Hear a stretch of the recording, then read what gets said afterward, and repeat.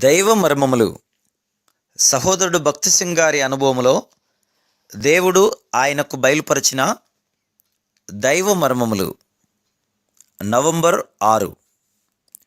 ఇశ్రాయేలు విషయమైతే అవిధేయులై ఎదురాడు ప్రజలకు నేను దినమంతయు నా చేతులు చాచితిని అని చెప్తున్నాడు. రోమా 10:21.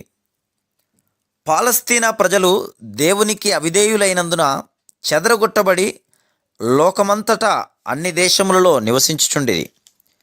అనేక పరిస్థితులు బలవంతపరచగా వారు తిరిగి స్వదేశమునకు వచ్చుచుండట చూస్తున్నాం.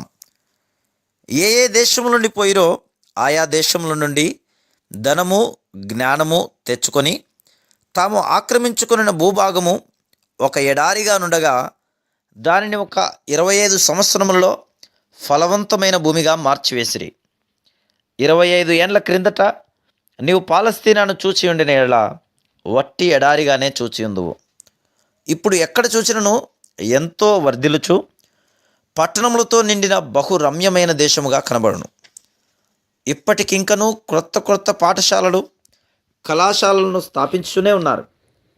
క్రీస్తు లోకమునకు రాకపూర్వము చాలా కాలమునకు ముందుగా అరణ్యము పుష్పించునని ప్రవక్తలు చెప్పి ఉండుటను వారు లేఖనముల నుండి ఎత్తి చూపగలుగుచున్నారు. ఈ యూదులే లేఖనములను బహుభద్రముగా నుంచి ఉన్నారు. యూదులలో నుండి వచ్చిన విశ్వాసులైన క్రైస్తవులతో పాలస్తీనాలో నేను కొన్ని దినములు గడిపితిని. వారి స్వదేశస్థుల విషయమై ఎంతగానో చింతిస్తున్నారని వారు నాకు తెలిపిరి. ఎన్నో భాగ్యములు కలిగి ఉండినను వారింకనూ అంధకారమందు ఉన్నారు. సారము కోల్పోయిన ఉప్పు వీరేనని చెప్పవచ్చును.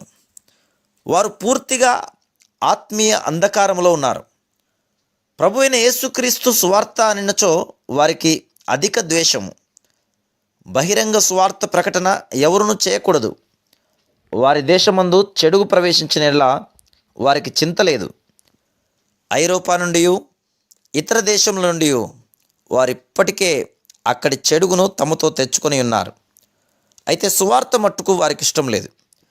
ఇందుకే వారు నిస్సారమైన ఉప్పు వలె ఉన్నారు. Praise the lord.